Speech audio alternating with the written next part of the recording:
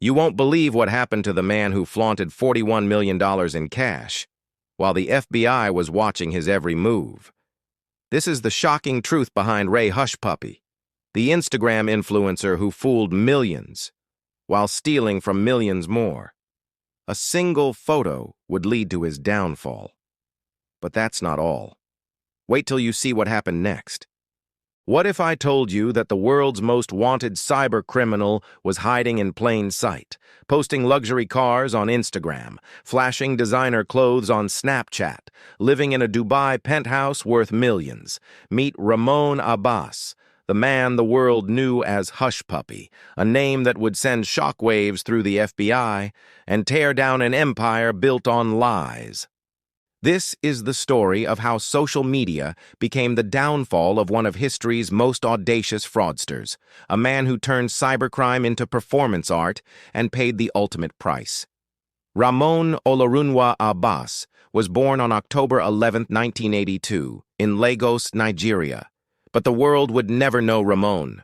They would only know the character he created. Ray Hushpuppi. Growing up in poverty, Abbas watched as the wealthy elite of Nigeria flaunted their riches. He made a promise to himself. One day, he would have it all. But little did the world know, the methods he would use would make him one of the most wanted men on the planet. In the early 2000s, as the internet began to transform Nigeria, Abbas saw an opportunity. Not through legitimate business, but through deception on a scale never seen before. The transformation from Ramon Abbas to Ray Hushpuppi didn't happen overnight. It was calculated, methodical, brilliant. Abbas understood something that law enforcement would take years to grasp. In the digital age, perception is reality. If you look wealthy on social media, people believe you're wealthy. And if people believe you're wealthy, they'll trust you with their money. His first Instagram post was modest, a designer watch, a luxury meal, nothing that would raise suspicion. But Abbas was playing a longer game, one that would eventually net him hundreds of millions of dollars. But that's not all. Wait till you see what happened next. Abbas didn't just steal money. He stole identities. He stole trust. He stole dreams. His weapon of choice? Business email compromise, also known as BEC, a relatively simple scam with devastating consequences. Here's how it worked. Abbas and his team would hack into corporate email accounts. They would study communication patterns for weeks, sometimes months, learning the language, understanding the relationships, becoming invisible ghosts in the digital machine. Then, at the perfect moment, they would strike. A fake email to a law firm. We need to transfer $14.7 million for a client acquisition. The email looked legitimate. The language was perfect. The timing was impeccable. And just like that, $14.7 million vanished into thin air. But Abbas wasn't content with just stealing money. He wanted the world to see his success. Enter the Gucci master persona. Every day Abbas would post on Instagram. Designer clothes worth tens of thousands of dollars. Luxury cars that cost more than most people's homes. Private jets to exotic destinations. His followers ate it up. 2 million people watched his every move. They saw the Rolex watches, the Hermes bags, the Ferrari supercars. What they didn't see was the blood money behind every purchase. Abbas claimed to be a real estate mogul, a legitimate businessman, a self-made success story. The truth? Every single dollar came from victims around the world who had been deceived, manipulated, and robbed. Tears as victims reveal the devastating impact of his crimes. Abbas wasn't working alone. He had built a network of cybercriminals spanning multiple continents, co-conspirators in Nigeria, Dubai, the United States, and beyond. One of his key partners was Jacob Ponley, known online as Woodbury. Together, they orchestrated some of the most sophisticated fraud schemes in criminal history. Their operation was like a well-oiled machine. Hackers would identify targets, social engineers would build relationships with victims, money launderers would clean the stolen funds, and Abbas, he was the face of it all. living the lifestyle that made it all seem legitimate. But the FBI was watching, and they were about to make the biggest cybercrime bust in history. What Abbas didn't know was that Dubai police had been conducting an operation called Fox Hunt since February 2020. They had identified a network of fraudsters running 81 fake businesses across 18 countries. The investigation revealed something terrifying. These weren't just random scammers. This was an organized criminal enterprise with the sophistication of a Fortune 500 company and the morals of a street gang. Abbas's downfall came from the very thing that built his empire, social media. Every photo he posted contained metadata. Every location he tagged created a digital trail. Every luxury item he flaunted was another piece of evidence. The FBI didn't need to catch him in the act. His Instagram account was a real-time confession. But that's not all. Wait till you see what happened next. In one particularly damaging post, Abbas showed off stacks of cash in his Dubai apartment. The FBI later determined this was money stolen from a COVID-19 relief fund. While hospitals desperately needed ventilators, Abbas was counting the money that could have saved lives. As investigators dug deeper, they uncovered the true scope of Abbas's operation. This wasn't just about stealing money. This was about destroying lives on a global scale. One scheme targeted a U.S. law firm. Abbas and his team impersonated a client and convinced the lawyers to transfer nearly $40 million to what they thought was an escrow account. The money vanished instantly. Another scheme targeted a foreign financial institution. $14.7 million gone in a matter of hours. But perhaps the most audacious scheme of all involved an English Premier League football club. Abbas attempted to steal $124 million from the club's transfer fund. If successful, it would have been one of the largest cybercrimes in sports history. The most heartbreaking revelation came later. Abbas had convinced victims to donate money to build a school for children in Qatar. Over $1 million poured in from good-hearted people who wanted to help educate children. There was no school. There never was a school. The money went straight into Abbas's personal accounts to buy more Gucci, more cars, more of the lifestyle that his victims would never afford. Dubai police had been building their case for months. They had phone records, computer hard drives, and most damning of all, Instagram posts that documented every crime in real time. The evidence was overwhelming. Email addresses of nearly 2 million potential victims. Financial records showing the movement of hundreds of millions of dollars, and photos. Thousands of photos that told the story of a man who couldn't resist showing off his criminal success. As the investigation expanded, the full extent of the network became clear. This wasn't just about Abbas. This was about an entire ecosystem of cybercriminals who had turned fraud into a science. Co-conspirators were identified across multiple countries. Some were hackers who specialized in breaking into corporate email systems. Others were social engineers who could convince anyone of anything. Still others were money launderers who could make stolen funds disappear without a trace. But at the center of it all was Abbas, the flashy frontman who couldn't resist the spotlight. But that's not all. Wait till you see what happened next. As the investigation deepened, authorities discovered that Abbas had allegedly been bribing law enforcement officials to avoid arrest. One of the most shocking allegations involved Abba Kyari, Nigeria's celebrated super cop. According to court documents, Abbas had allegedly paid Kyari to arrest and jail a rival fraudster who was threatening to expose his operation. If true, it meant that Abbas's corruption reached into the highest levels of Nigerian law enforcement. The man celebrated as a hero cop was allegedly on the payroll of one of the world's most wanted cybercriminals. At 6 a.m. Dubai time on June 10, 2020, Abbas's world came crashing down. Dubai police, working in coordination with the FBI, launched simultaneous raids across the city. The target? Abbas and his network of co-conspirators. The operation was swift, brutal, final. Abbas was arrested in his luxury apartment, surrounded by the very evidence that would convict him.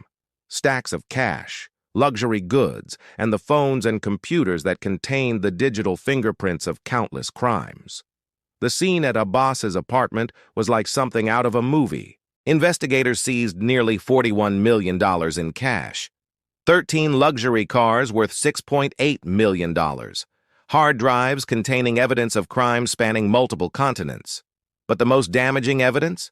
The phones and computers that contained the email addresses of nearly 2 million victims.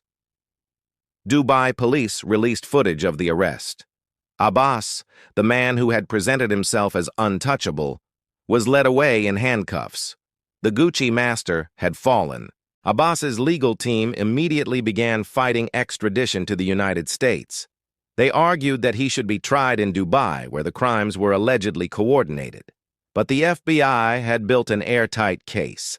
The crimes had victims in the United States. Money had been laundered through American banks, and Abbas himself had bragged about his American connections on social media. The extradition was approved. Abbas would face American justice. As news of Abbas's arrest spread, victims began coming forward. Their stories were heartbreaking. A small business owner in Ohio who lost his life savings. An elderly couple in Florida who thought they were helping fund a children's charity.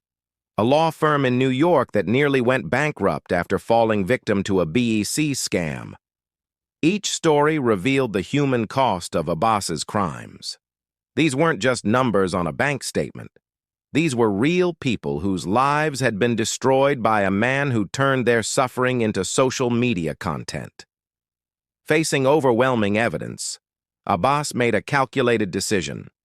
He agreed to plead guilty to conspiracy to engage in money laundering. In exchange, other charges would be dropped. But that plea bargain came with a price. Abbas had to cooperate fully with authorities. He had to reveal the full extent of his network, and he had to help prosecutors understand how his operation worked. The information Abbas provided led to dozens of additional arrests around the world. His cooperation dismantled one of the most sophisticated cybercrime networks in history. On November 7, 2022, Abbas appeared in a Los Angeles federal courtroom for sentencing. The man who had once commanded the attention of 2 million Instagram followers now stood alone, facing the consequences of his actions. The judge sentenced him to 135 months in federal prison, 11 years and 3 months. He was also ordered to pay $1.7 million in restitution to victims. But that's not all. Wait till you see what happened next. The judge's words were scathing. He called Abbas's crimes staggering in scope and noted that his use of social media to flaunt his criminal success showed a complete lack of remorse. Abbas's arrest sent shockwaves through the cybercrime community. The man who had seemed untouchable was now facing more than a decade in federal prison. But his impact extended far beyond the criminal underworld. His case became a cautionary tale about the dangers of social media oversharing. Every post, every photo, every boastful caption had become evidence in his eventual downfall. For the victims of Abbas's crimes, his sentencing provided a measure of justice. But for many, the financial damage was irreversible. Some victims lost their life savings, others lost their businesses, a few lost their faith in humanity entirely. The FBI estimated that Abbas's network had stolen hundreds of millions of dollars over several years. The true number of victims may never be known. Abbas's story became a case study in how not to commit crimes in the digital age. His social media presence, which he thought made him look successful, actually documented every aspect of his criminal operation. Law enforcement agencies around the world now use his case as a training example. They teach investigators how social media can be used as evidence, how digital footprints can lead to real-world arrests, how the very tools criminals use to intimidate victims can ultimately lead to their downfall. Even with Abbas behind bars, the investigation continues. Authorities are still tracking down co-conspirators, tracing stolen funds, and helping victims recover their losses. The network Abbas built didn't die with his arrest. Other criminals have tried to fill the void he left behind, but law enforcement now has the tools and knowledge to identify and stop them. Abbas's case revealed several warning signs that the public should watch for. Unsolicited emails requesting money transfers, social media influencers who can't explain their wealth, investment opportunities that seem too good to be true. The FBI now runs regular awareness campaigns to educate the public about BEC scams and other forms of cybercrime. They use Abbas's case as a prime example of how these crimes operate and how they can be avoided. The man behind the mask. As Abbas began his prison sentence, the world finally saw the man behind the Hushpuppi persona. Gone was the confident social media star who flaunted his wealth. In his place was a convicted felon facing more than a decade behind bars. Prison officials reported that Abbas was a quiet inmate who kept to himself. The man who once craved attention from millions of followers now lived in anonymity. The ripple effects. Abbas's arrest had ripple effects throughout the cybercrime community. Other high-profile fraudsters went into hiding. Some deleted their social media accounts entirely. Others fled to countries without extradition treaties with the United States. The message was clear. If the FBI could catch Ray Hushpuppi, they could catch anyone. The technology response tech companies began implementing new security measures to prevent the type of crimes Abbas committed. Email providers added better phishing detection. Social media platforms increased monitoring of suspicious activity. Banks implemented more sophisticated fraud detection systems, but the criminals adapted too. They developed new techniques, found new vulnerabilities, and continued their illegal operations.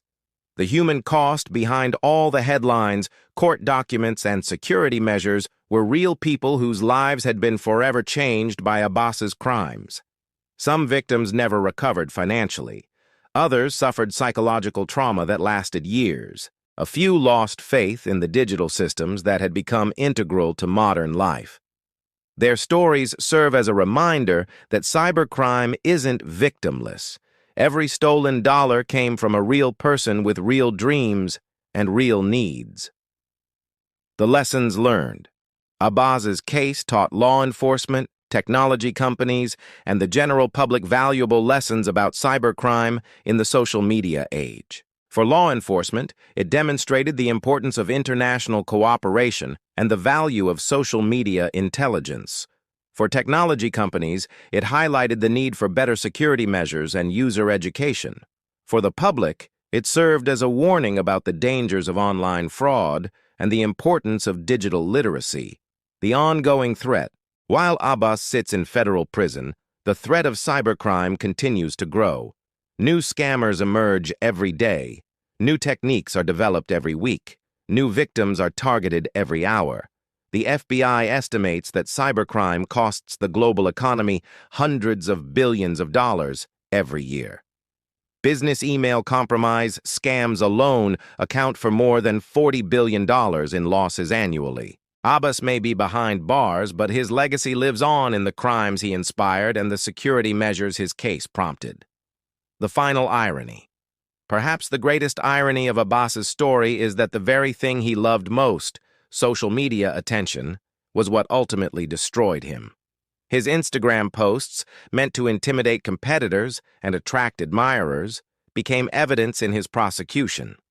His Snapchat stories, intended to show off his wealth, revealed the source of his funding. His online presence, designed to project power, ultimately demonstrated his vulnerability. In the end, Ray Hushpuppi's greatest strength became his greatest weakness. And that might be the most important lesson of all. The end of an era. With Abbas's conviction, an era of flashy, social media-savvy cybercriminals came to an end. Future fraudsters would be more careful, more discreet, more aware of the digital trails they leave behind. But they would also be easier to catch, because law enforcement now knows what to look for. They know that criminals can't resist showing off their success. And they know that social media posts can be more valuable than traditional surveillance. Ramon Abbas entered federal prison as one of the world's most notorious cybercriminals. He will leave as a cautionary tale about the dangers of digital hubris. The world's flashiest hacker had finally been caught. But that's not all. Because this story serves as a warning to anyone who thinks they can outsmart the digital age. In a world where every click leaves a trace, every post tells a story, and every photo can become evidence, there's nowhere to hide. The name Ray Hushpuppi will be remembered not as a successful criminal, but as a reminder that in the 21st century, crime doesn't pay. It just gets you caught, in high definition, for all the world to see. Outro call to action. If you found this story as shocking as I did, make sure to hit that like button and subscribe for more incredible true crime stories. And let me know in the comments, what do you think was Abbas's biggest mistake? Was it the social media posts, the corruption allegations, or something else entirely? Thanks for watching, and I'll see you in the next video.